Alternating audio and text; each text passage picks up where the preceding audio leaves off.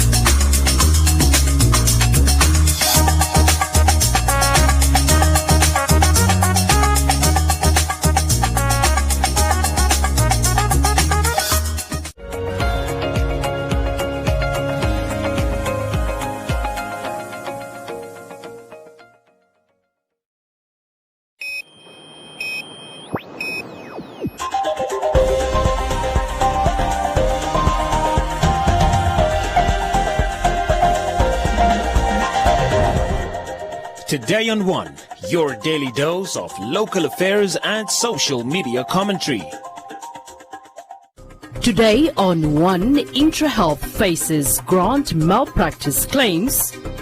Parents and guardians urged to keep a close eye on minors.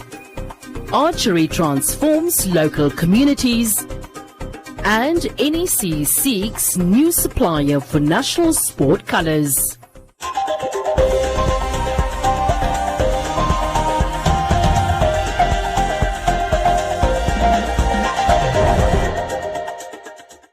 IntraHealth Namibia is facing claims of misappropriation of a 150 million US aid grant.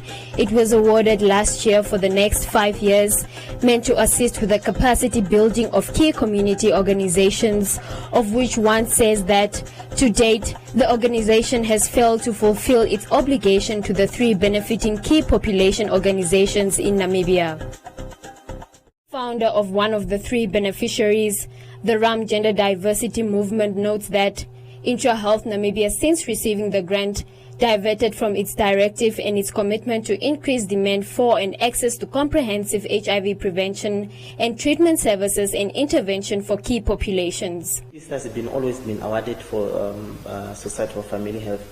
Unfortunately, it was not awarded for last year now for SFH, but it was awarded to IntraHealth, a reason known by the USAID and PEF. But all the organizations, when we kick off this grant, all of us, we are not happy because we want to save our people, and that's our main focus, and this is our vision, to make sure that we give service to our people. But the IntraHealth now is the one now trying to enrich themselves because of this grant. The grants are supposed to be intended for our people. Our people are still suffering out there. When things, I think somewhere in February, March, they got an award. And then, so means that we got an award. So means that they asked RAM, we must implement. And then when we sign up with them, there were 3 partners that were in partnership with IntraHealth. It's the ARNAT, that's a sex worker organization. and then also transgender organization, and then LGBTI organization, that is now men who have sex with men, and LGBTI. Both of us went in partnership with IntraHealth. So before the proposal, we were so good to Melavinia. Melavinia was good to us, was talking to us. After, when we got an award, she says she have no time to talk to us afterwards because she is running, or she said running an organization, and there's also another grant. That is on IntraHealth. For them to write a proposal, and the proposal, when we wrote the proposal, we also we also contributed our inputs. What are we going to do? Because we have an agreement with them, a team agreement with them. If you look at it, we have team agreement. This is IntraHealth team agreement with them. What are we going to do, and where are we going to focus? And this is what component that we have. Those are the ones we have now with the IntraHealth. So as RAM, in this partnership, we are going to focus on men who have sex with men, and also sex workers, but our main focus was on MSM and LGBTI people, gay people in the country, to make sure that they are linked on PrEP. Those are tested negative, and they were also linked, those ones that are tested positive, to make sure that they are linked to facilities. So because those are the main concern for this grant, intended for this grant, that this grant is what intended for the cape-led organization. It was not intended for IntraHealth to do the implementation. As we are sub-recipient, we are not directly to conduct the USAID. So because we have already a middleman, that is IntraHealth. So he's taking advantage of that we cannot able to. So just to make it maybe publicly clear to all, publicly calling upon the USAID and PEF to come on board and so we solve the problem, because it's our people are suffering. Because now two organizations are fighting among each other, and then the people who suffer most is the community there. IntraHealth Namibia in an email refused to comment on the allegations, as the matter, according to them, is under investigation. The USAID has confirmed of the grant, noting that the aid is aware of the allegations of IntraHealth regarding the potential misuse of funds, adding that it is working to ensure that all partners have the mechanisms in place to account for the funding to prevent misuse of funds, whether by mismanagement or malfeasance. Partnership is equal to feel that you feel respected and feel that you feel valued. But there's no such a thing. We didn't get in capacity building that was supposed to be get from IntraHealth. Nothing. Even everyone is complaining about the IntraHealth. I think it's a time now to when USAID or PEF, when is granting the grant from this big organization, they need also to ask questions from us capital organization, because this organization now is trying to penalize the small organizations, because now the money doesn't reach to us again. The money just stay with them, and they have so many bigger staff, and they don't want us to have staff. Just enriching this organization like IntraHealth now is enriching themselves. Instead of the money was supposed to be channels in this led organization to make sure that we take care of our people, our communities there. Because these people, they have kids. Even the people who are working on this grant, they have rent to pay, they have school to take care of, they have their expenses. But everything is just being shattered because of autocratic and arrogance of the IntraHealth. According to USAID, the funding for IntraHealth Namibia was awarded according to principles reviewed by a technical evaluation panel and eventually granted by USAID's procurement office. The aid is, however, working to address the matter and ensure that all funding and programming are used appropriately and efficiently to support the government in achieving its goal of HIV epidemic control.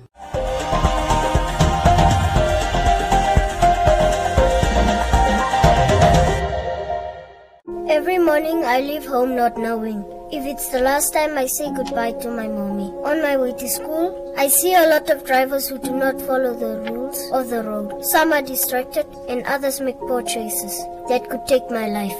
I stop, I look, I listen before crossing, and even encourage my friends to do the same. But do you know that if you hit me at more than 60 kilometers per hour, there is a 80% chance I don't survive. I only stand a chance if you, the driver, drives at the right speed. which is less than 40 kilometers per hour around the school area. Do the right thing and save lives. This message was brought to you by the National Road Safety Council.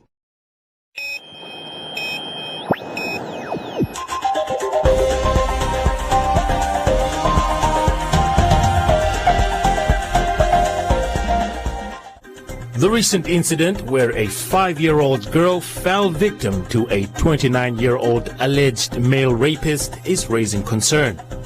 Authorities and activists are now calling on parents and guardians to keep a close eye on their children. Although the suspect was apprehended and made an appearance in court, it still boggles many as to how a guardian would let a 5-year-old wander off. Local activist Rosa Namise says this is just the tip of the iceberg. How many of us are not seeing that, are not meeting that opportunity where we can intervene? This was an example where little girls can just be taken, snatched away. She's calling on community members to try by all means to keep this from repeating itself anywhere else. Grandparents are really tired as well. They are no longer that strong. And maybe it might not be only one child that they take care of, and as a result they cannot put eye to everybody in the household. So we, as the stronger, young, youthful parents, need to become very vigilant. Founder of the No to Gender-Based Death and Violence Initiative, Zachary Itodo, says parental neglect could have possibly been a contributing aspect. Such situations can be prevented if parents behave and take responsibilities as parents. You monitor your children. You know who you are sending them to. You don't send your children to go and start buying alcohol and cigarettes for you, because you're exposing them to danger. You're exposing them to hazard. It's a good thing that this was discovered. That is observance, and whoever it is that observed actually reported. But what if this person did not observe or did not report? This man would have had his way with that minor. The incident took place early this week in the Othimbika village in Ngodi, an area believed to be located in the Oshikoto region. The 29-year-old male suspect was successfully apprehended by law enforcement, and he is reported to have appeared in the Ondangwa Magistrates Court.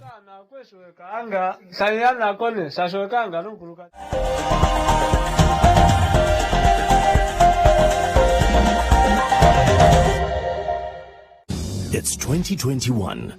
Started off with a win. At Spar, we have wins everywhere. You could be one of hundreds of shoppers to win your shopping for free, instantly. And keep winning when you save on Nescafe Classic Range for only $68.99 and Sunlight Hand Washing Powder for just $57.99. Start 2021 with a win. Start with Spar.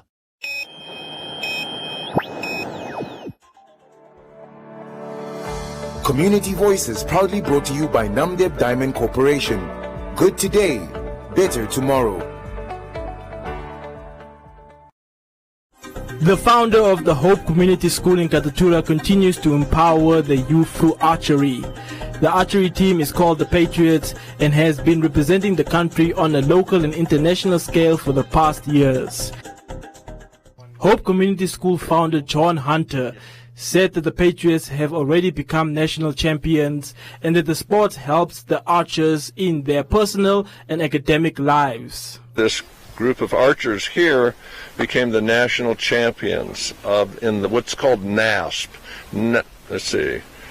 National Association National Archery in Schools Program, NASP. And so it's a worldwide program, and I think there's like 60,000 schools involved around the world, and so there's about 8-10 schools here in Namibia, and so ours is the only school out of Katatura that competes. And so this year we're including kids from other schools as well. So this is our I think this is a mix of our junior and senior archers, and so we have, I think we've got about 25 kids full-time on the team, and this is the second day we've been practicing this year in 2021.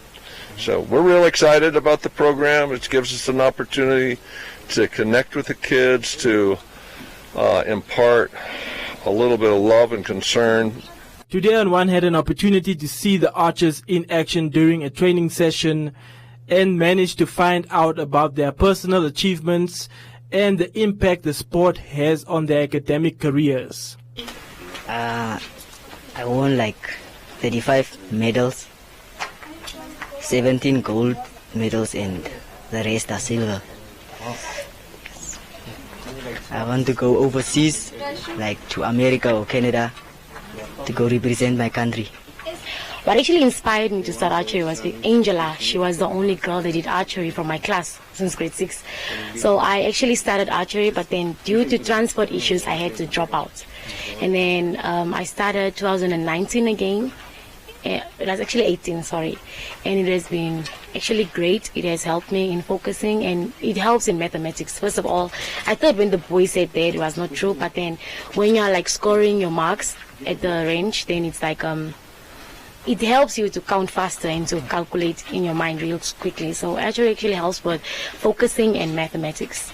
The Patriots coach added that they are currently practicing to participate in upcoming archery events and that they currently have the #1 archer in Namibia. My name is Fortune Matambo. I'm the archery coach for Community Hope. I've been coaching since 2017, which is like 4 years now. And in 2019, we attended the African National Championships in Cape Town. And we had 6 of our archers in the team, and they did well. And right now we have the best archer, Delron. I was said, but he's not here today, unfortunately. He'll be in tomorrow. He's, according to the national ranking, at the moment he's the #1 in the nation. The coach stressed that the only challenge they face on a daily basis is not having enough funds, as archery can be an expensive sport. Community Voices proudly brought to you by Namdeb Diamond Corporation. Good today, better tomorrow.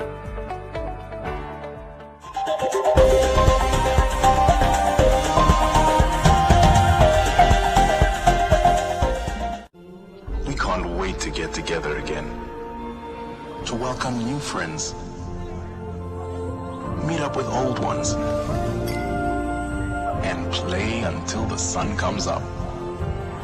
We can't wait to fill our stadiums again. In fact, we can't wait to get the whole gang together. But until then, let's stay safe.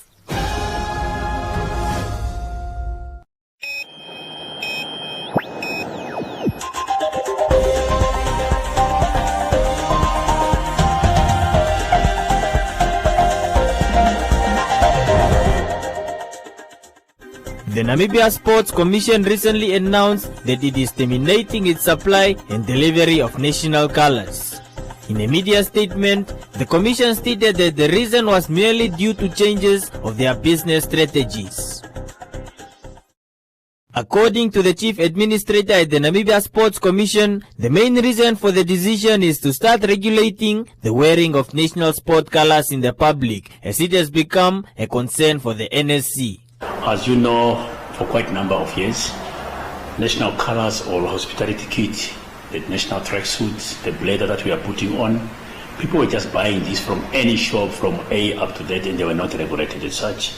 So as such, come 31st of this year, March, that will be the last day that anybody can actually produce, especially our national tracksuits, our blazer that we give to our national team members, because there will be new tracksuits that will be come in place come 1st of April 2021.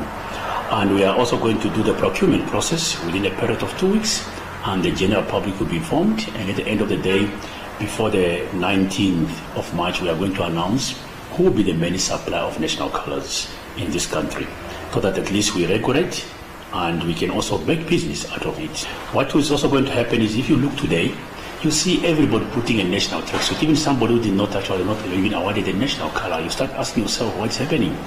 Yeah, so we really need to ensure that compliance is adhered to. I remember some of us in 1995, those years when we were part of the national team, to buy a national tracksuit from any shop, what you need to do first, your name must be in that given shop. So we are also going to talk about what will happen in terms of replicas.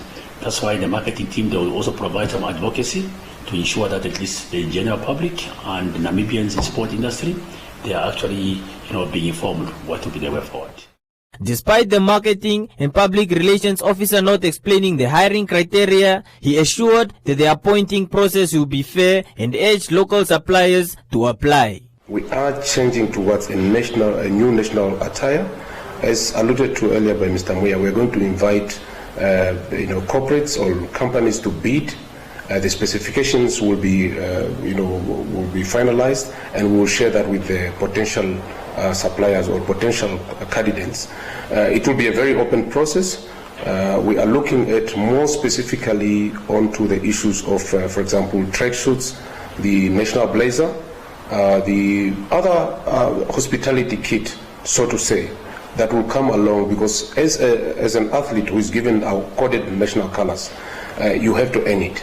So it's not going to be anything that everybody will be able to have out there. However, into the process, once we have secured a supplier that will then be appointed with the due process being followed, we will then ensure that with the supplier we also accord the Namibians that are able to acquire that. But that will be different in the sense that, for example, a replica of the national colors or national tracksuit for the ordinary man on the street will not have the national emblem. It will have the country logo and then the manufacturer's logo. So that will be the distinction between those things. We will not, have a fly-by-night company that comes in and say we are producing national colors. Even after the bidding, obviously the procurement team will obviously have to go to these premises to ascertain themselves whether the company is able to produce. And it's extended. We are going far beyond a Namibian company. We want to see proper brands, big brands, bidding for these processes. If you are able to be innovative as a corporate, please bring the best that you can say. This is the agreement that I'm able to. But more so, the process is going to create employment for Namibians. We want to make sure that Namibians are able to produce something that is plowed back into the national economy. The NSC will release the dates for the bidding process to the public in due course and is urging more capable corporates to apply.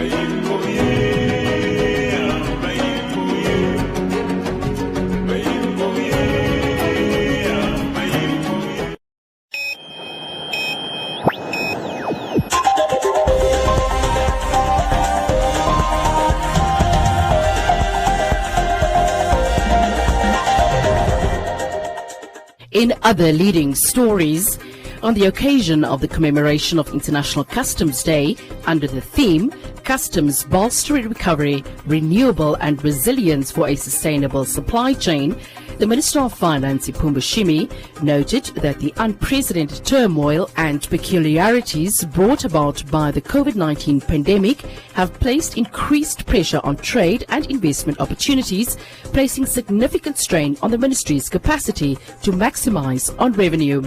Shimi noted that this year's theme speaks to the domestic priorities they have set for themselves, specifically the objective set by President Hage Geingob for their focus to be on building resilience.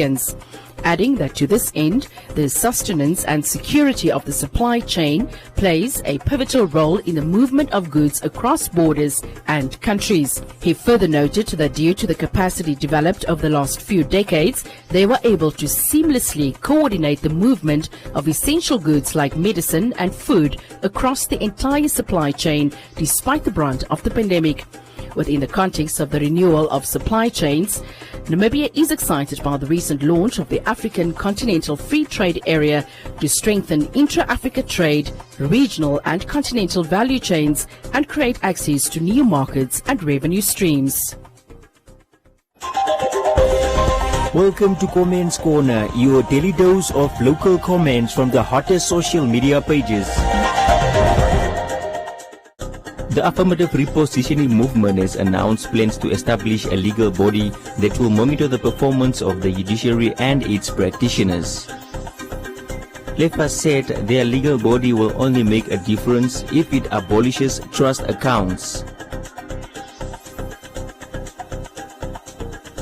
Christian said leaking information is caused by poor screening when recruiting officials. Krista said most legal practitioners in the country are not to be trusted. Joe said the affirmative repositioning is indirectly forming a shadow government. Janet said it is a brilliant idea, but the group also needs to be kept in check as well.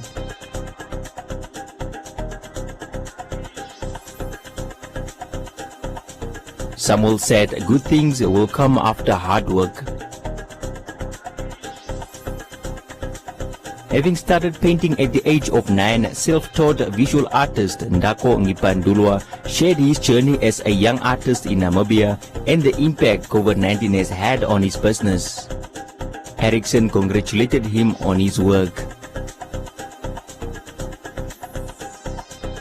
Zacharias said it's good to make use of your talent.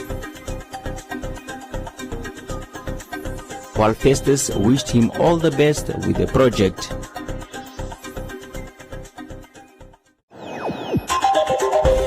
And that is all from Comments Corner. Be sure to post your comments on our social media pages for broadcast every day only on TDN1.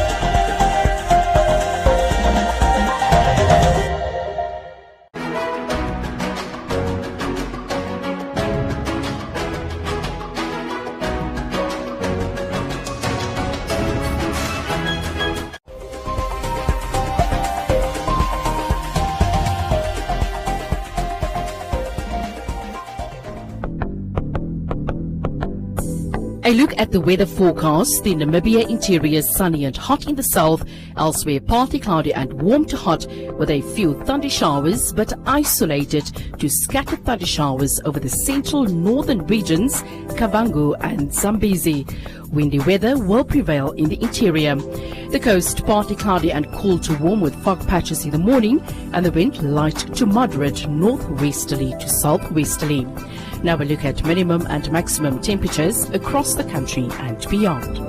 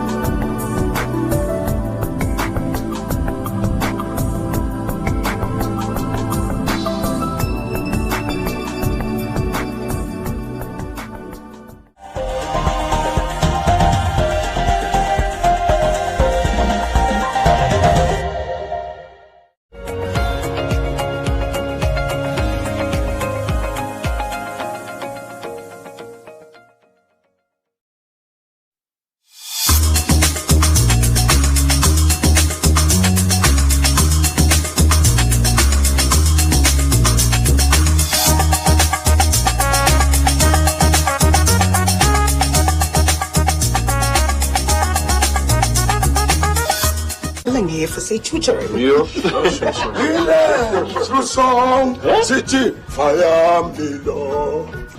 Maar dis tyd dat ek vrede maak met Patricia. Wat? Ons is land uit. Ek gaan eers probeer my verskoning uit te dink. Ander Mfala, go to my niggy showdown in Oppie Coffee tomorrow. Shop right, shop right, shop, smart, shop right.